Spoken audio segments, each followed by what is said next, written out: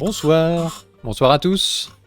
Le sujet du jour, on va faire quelque chose de léger. On va faire quelque chose qu'on ne fait pas toujours sur cette chaîne. Nous allons entrer, mesdames, messieurs, ce soir dans la médisance.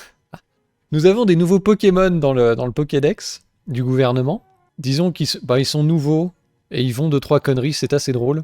Et nous avons certains ministres qui découvrent les caméras. On découvre aussi ces ministres, leurs projets, leurs aventures, leur passé, leurs bourdes de communication.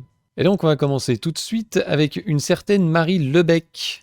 C'est une ancienne lobbyiste, donc elle a fait ses études, elle est entrée dans un cabinet de lobbying, je sais plus quoi, Eurolia, une merde comme ça.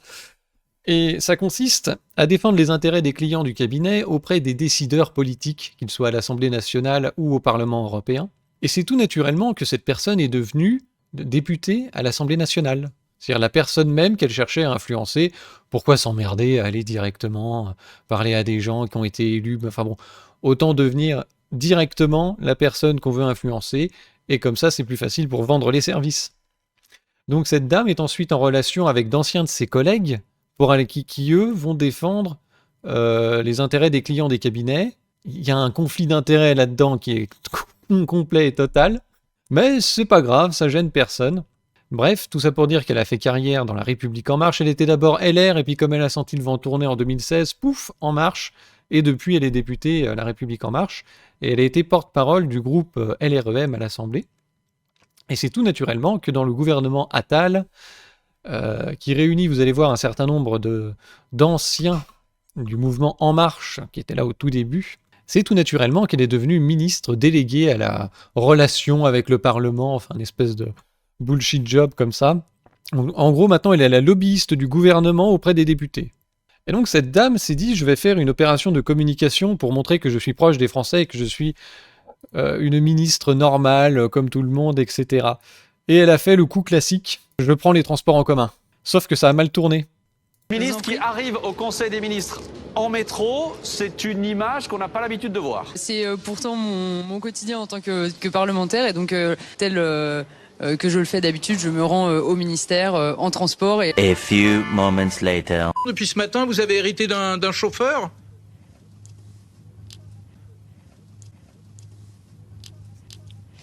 Oui, effectivement, ça fait partie de la fonction.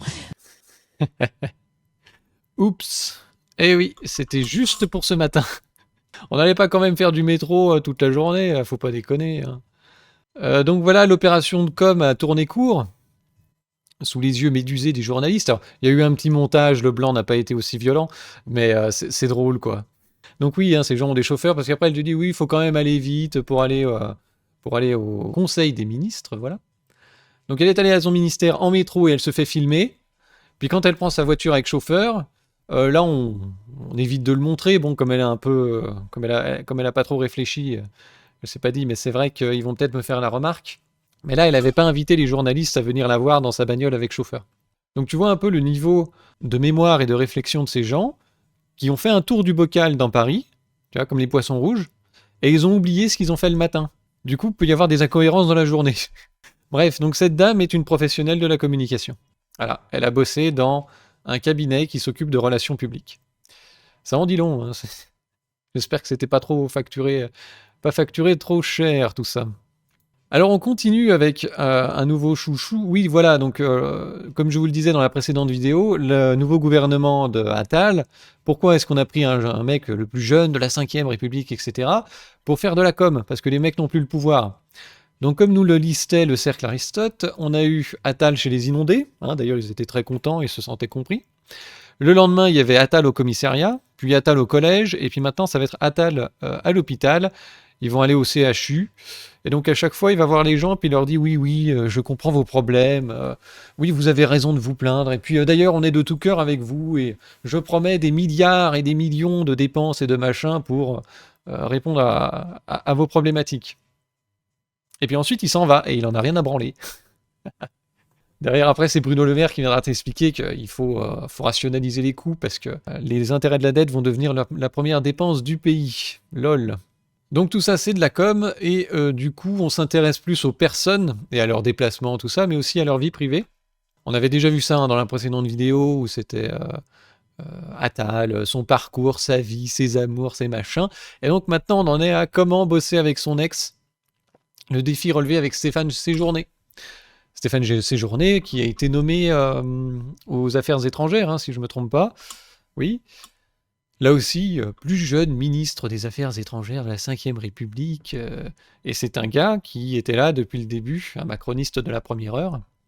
Et qui est donc l'ex-petit copain, l'ex-paxé du Premier ministre. Tout va bien. On verra que c'est un petit monde, hein, la politique et ce gouvernement et les médias. C'est même pas que c'est parisien, c'est même pas le fait d'être dans Paris intramuros, c'est même pas quelques beaux quartiers, c'est à la limite une poignée de rues maintenant. Ils sont tous dans 3-4 rues. Alors Stéphane Séjourné, on va parler un petit peu de lui parce que il s'est fait remarquer lui aussi, et pas en bien, parce qu'il a aussi des petits problèmes de communication.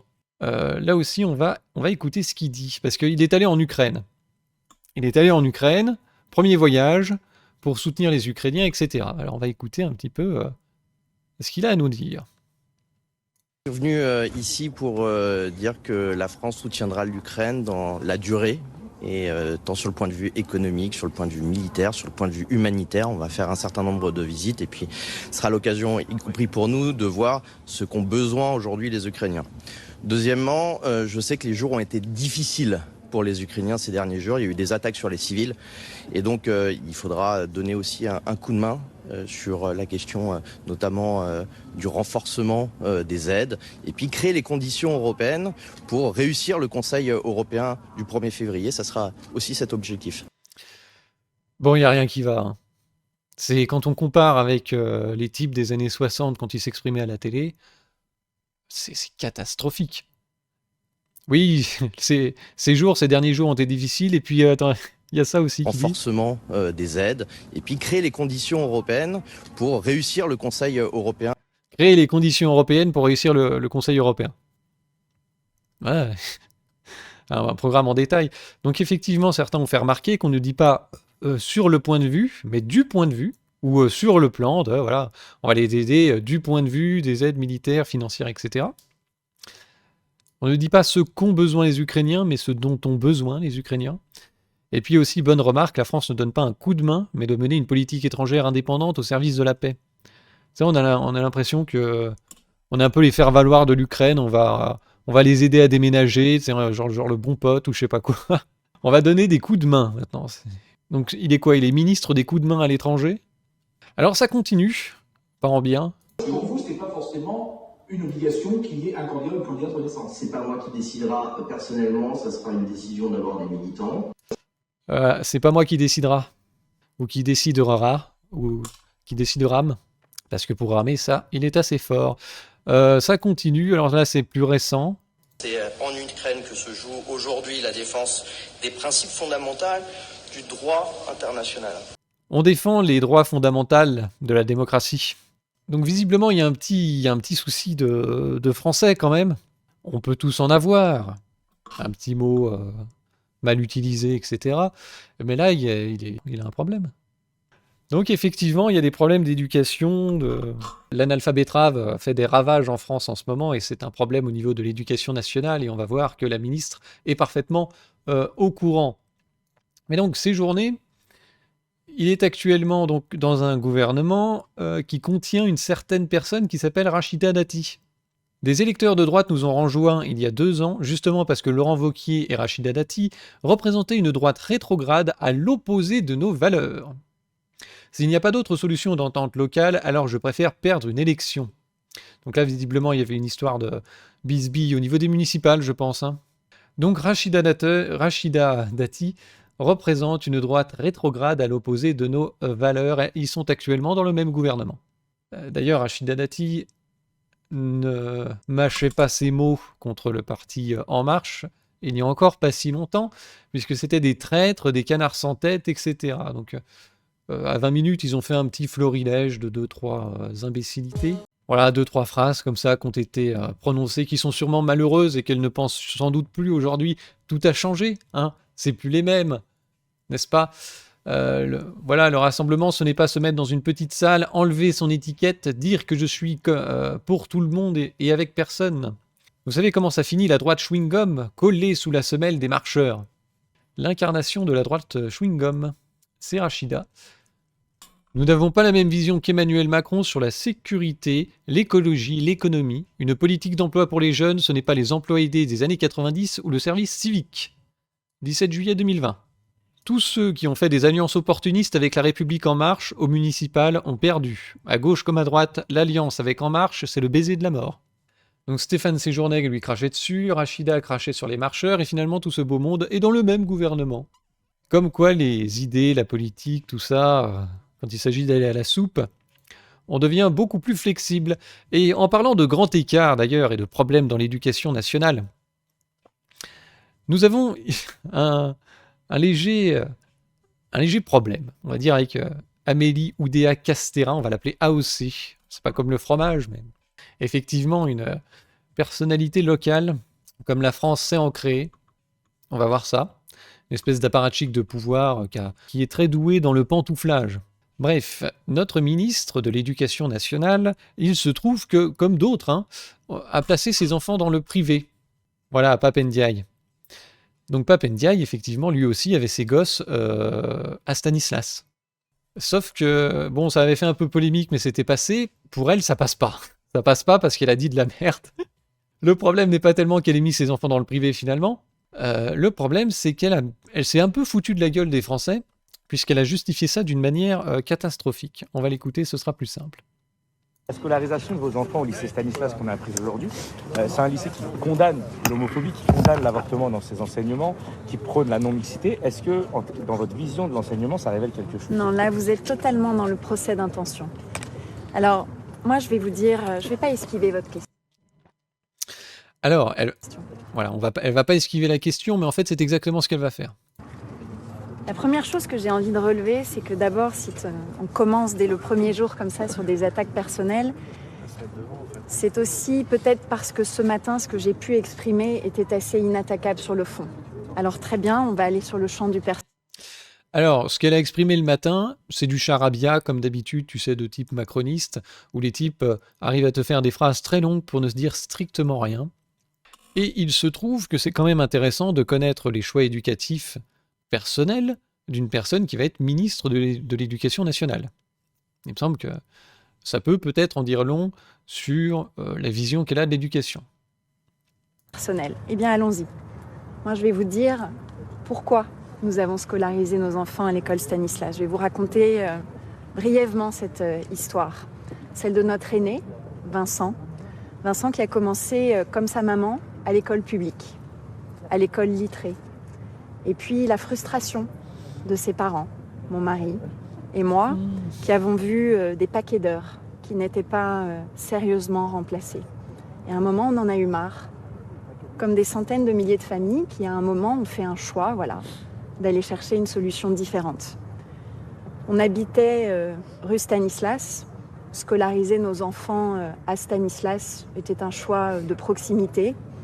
Et depuis, de manière continue, nous nous assurons que nos enfants sont non seulement bien formés, avec de l'exigence dans la maîtrise des savoirs fondamentaux, et qui sont heureux, qui sont épanouis, qu'ils ont des amis qui sont bien, qui se sentent en sécurité, en confiance.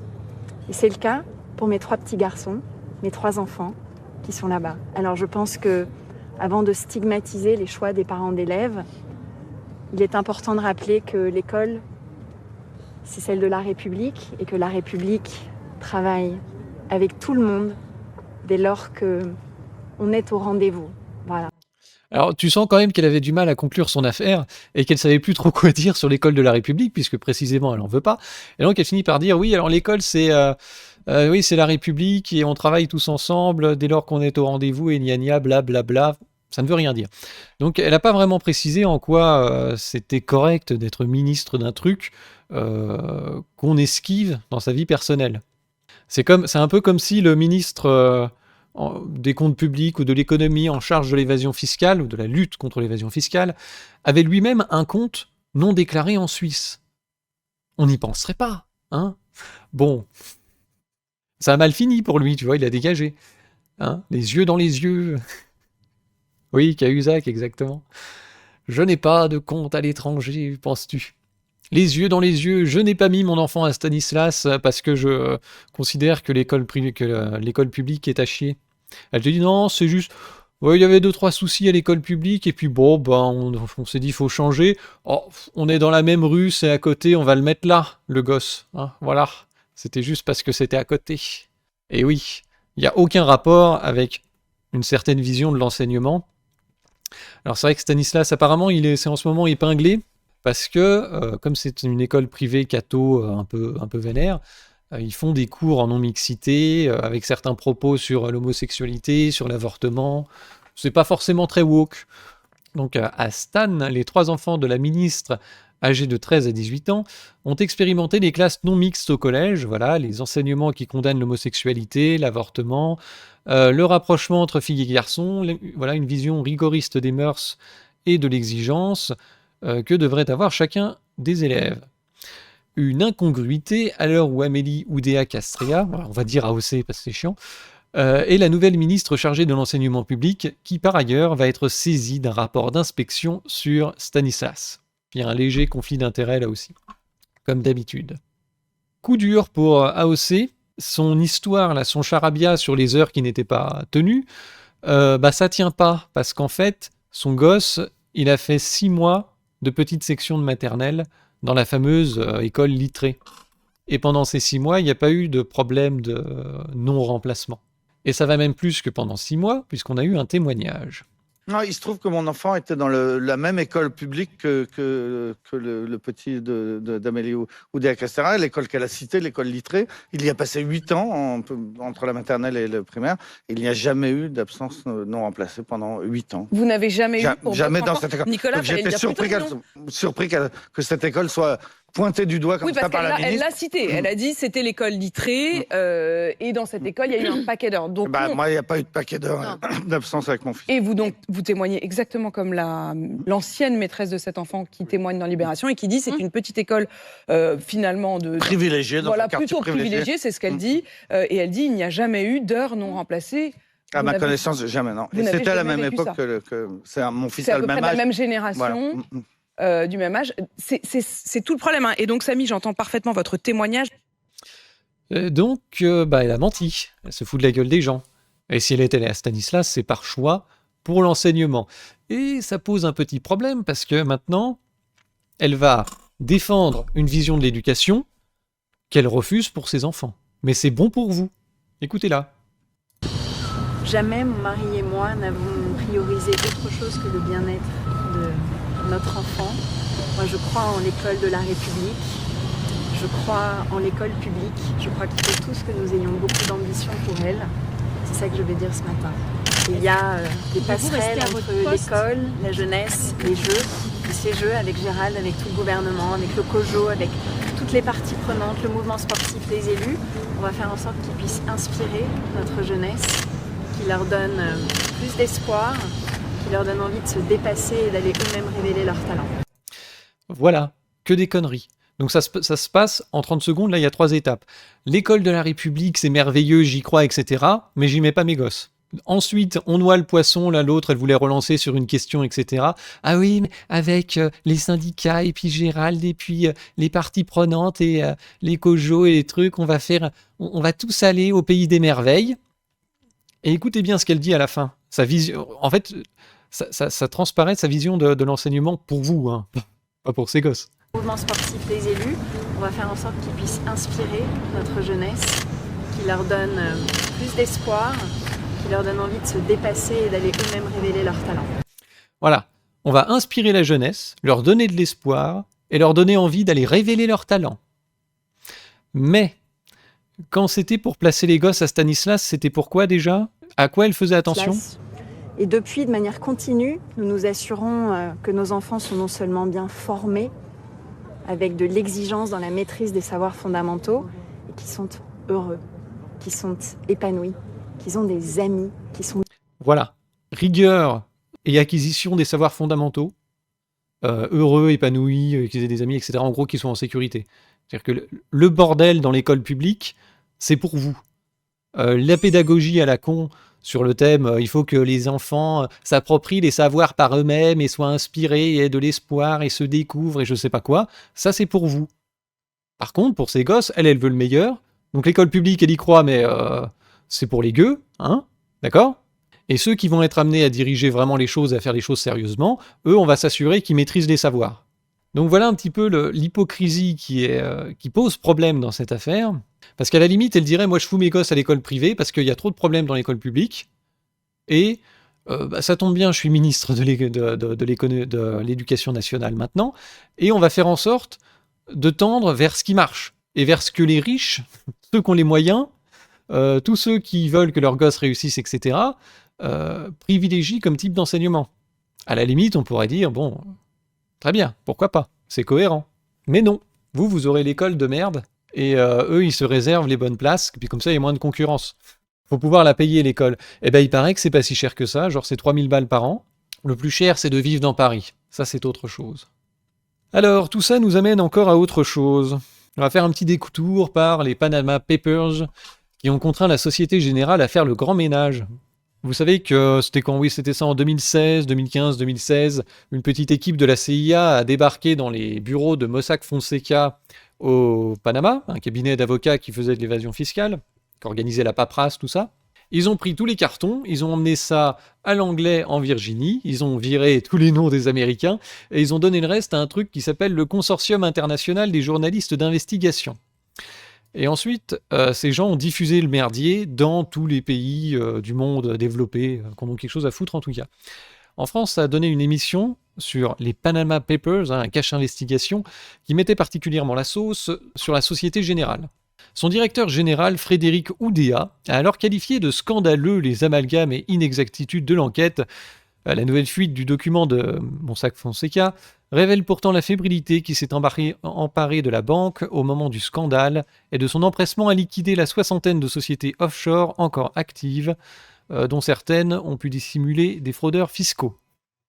Ah oui, vous avez vu passer un certain monsieur Frédéric Oudéa. Oui, c'est son mari, depuis 2006, je crois, qui était donc président de la Société Générale, qui a fait un bon bout de sa carrière là-dedans. Il a commencé sa carrière en tant qu'inspecteur des finances. Vous voyez ? Inspecteur des finances, carrière dans la banque, on passe à Londres, machin, tout ça, et puis ensuite on organise l'évasion fiscale en étant à des postes de haut cadre. Donc ces gens sont complètement enquistés dans la mondialisation, et AOC, elle a fait pareil, hein.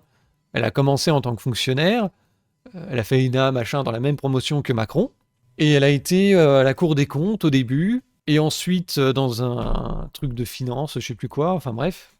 Donc c'est des gens qui ont une certaine conception, enfin c'est pas la vie de monsieur et madame tout le monde, c'est pas la vie du français moyen, c'est des gens qui sont dans la mondialisation, il n'y a plus de frontières, on vit dans cette espèce de cosmopolitisme des grandes villes, où finalement qu'on soit à Londres, à Paris, à New York, à machin, on a un peu la même culture, on a un peu les mêmes idées, et puis le fric circule, et puis on met les gosses, dans les écoles privées qui vont bien. Il y a le système pour les gens normaux, puis il y a le système pour l'élite.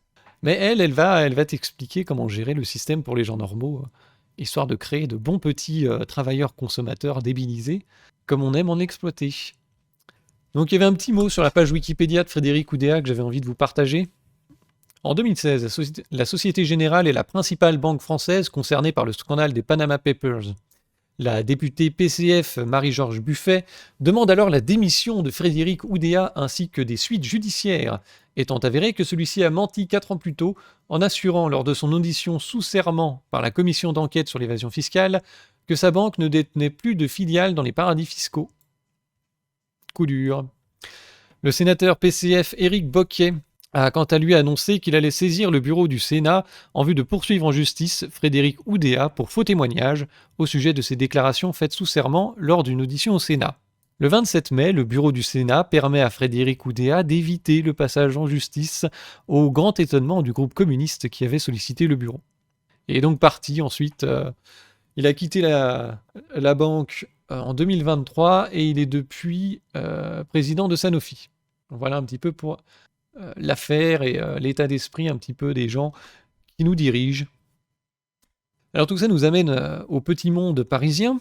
On avait vu que Gabriel Attal, entre son logement, son lieu d'études, son nouveau poste. Tout était dans le même quartier. Il y avait 18 minutes à pied entre l'endroit où il a fait ses études et puis son bureau maintenant de Premier ministre. Donc tout ça est un petit monde. Je crois que 50% des ministres du gouvernement sont parisiens.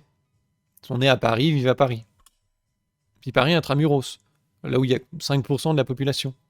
Bref, voici sous vos yeux ébahis un cornichon que vous pouvez voir sur BFM TV qui s'appelle Benjamin Duhamel. Benjamin ne dit rien d'intéressant mais a un avis sur tout et nous le partage à la télé et il est payé pour cela. Il est le fils de Nathalie Saint-Cric que vous avez peut-être vu ou que vos parents adorent s'ils regardent encore France 2. Il est aussi le fils de Patrick Duhamel, qui est aussi journaliste. Et puis il y a Tonton. Tonton, donc visiblement le frère de Patrick, c'est Alain Duhamel.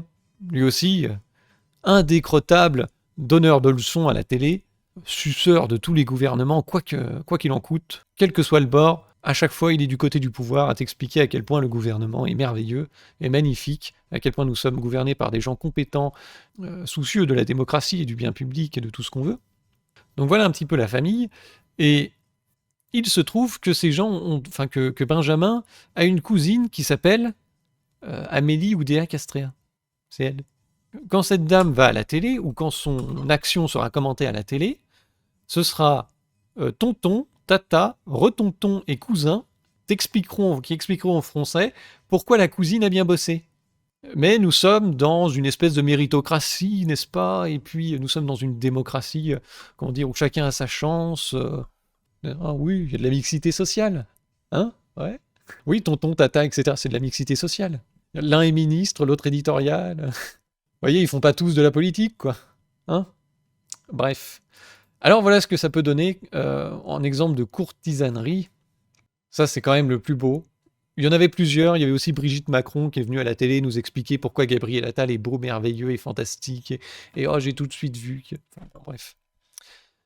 Alors on a Frédéric Mitterrand qui nous explique pourquoi Gabriel Attal est un génie. Là aussi, ça dérape. C'est vrai qu'il aime bien les gosses en plus. Quand j'étais à la Villa Médicis, on m'a nommé un stagiaire de l'ENA.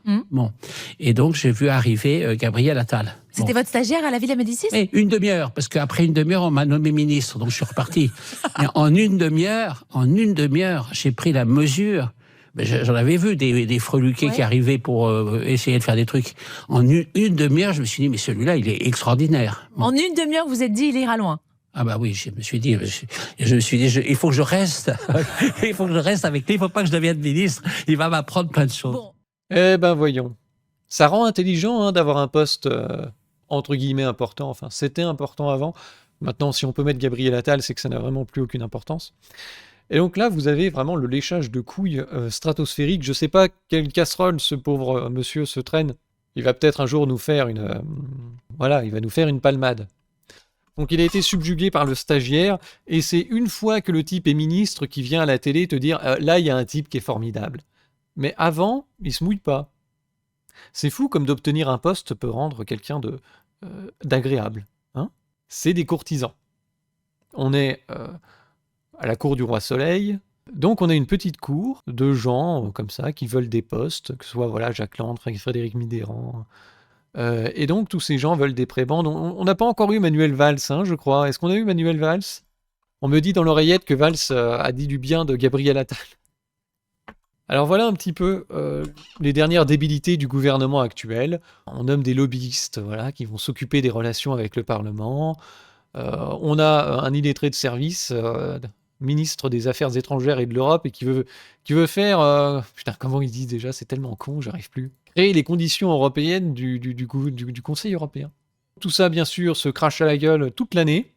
Toute l'année, ils se détestent, ils sont tous nuls, leur politique est à chier, puis d'un coup, allez, on est tous ensemble dans le même gouvernement pour faire la même politique dont on disait du mal la semaine dernière. Le courage dans les convictions, ils en ont tellement plus rien à foutre que tu peux nommer ministre de l'Éducation nationale une personne qui met son gosse dans le privé, parce que l'école publique, c'est de la merde. En gros, c'est plus ou moins ce qu'elle dit. Elle est attachée à l'acquisition des savoirs, à une certaine rigueur, à la sécurité affective, au développement de ses enfants, etc. Et vous, les gueux, vous irez, on ira pour vos gosses leur donner de l'espoir et les inspirer pour qu'ils aillent découvrir eux-mêmes les savoirs et je sais pas quelle connerie. Tout ça est un petit microcosme parisien de plus en plus puant, hein, bourré de courtisans, qui se lèchent le cul les uns les autres sur les plateaux de télé, notamment aussi parce qu'ils sont de la même famille, et on appelle ça donc la démocratie et la République. Personnellement, j'aspire à un petit peu plus, normalement un petit peu plus de mixité sociale, un petit peu plus d'ascenseur social, ça c'est un terme qui a complètement disparu. Heureusement, ces gens n'ont pas tellement de pouvoir. Ils sont surtout là pour appliquer un agenda, décidé par d'autres, mais avec lesquels ils sont parfaitement en accord. Donc si tu es né au bon endroit, que tu es né dans les bonnes écoles et que tu as le bon réseau d'amis, tu as les postes, que ce soit dans le privé ou dans le public, tu obtiens comme ça des prébendes. Mais effectivement, ces gens, comme ça, ils se partagent l'État, ils se partagent les postes, ils sont entre eux, ils se reconnaissent entre eux comme ça, et les autres peuvent aller se faire foutre. Et tous ces gens prennent des décisions pour nos vies, qui ne s'appliquent pas à eux-mêmes. Que ce soit sur l'évasion fiscale, sur l'éducation, sur tout. Sur le transport aussi. Hein. C'est bien les transports en commun, mais on va quand même prendre la voiture avec chauffeur. Et ils sont là en train de créer leur petit simulacre, à essayer de faire croire qu'ils se soucient du bien commun, qu'ils sont des Français comme les autres. Alors, c'est pas le cas. Ils ont complètement fait sécession du reste du pays. Là, on voit en fait, à travers tous ces exemples, la sécession des élites. En gros. T'as un mec qui sait à peine discuter, il est ministre des Affaires étrangères et de l'Europe. Qu'est-ce qu'il fout là? Bah, il est dans les bons papiers, c'est tout. Alors arrêtez de travailler, puis commencez à lécher des culs, hein, comme Frédéric Mitterrand. Voilà, c'était la morale de cette histoire. On va s'arrêter là-dessus.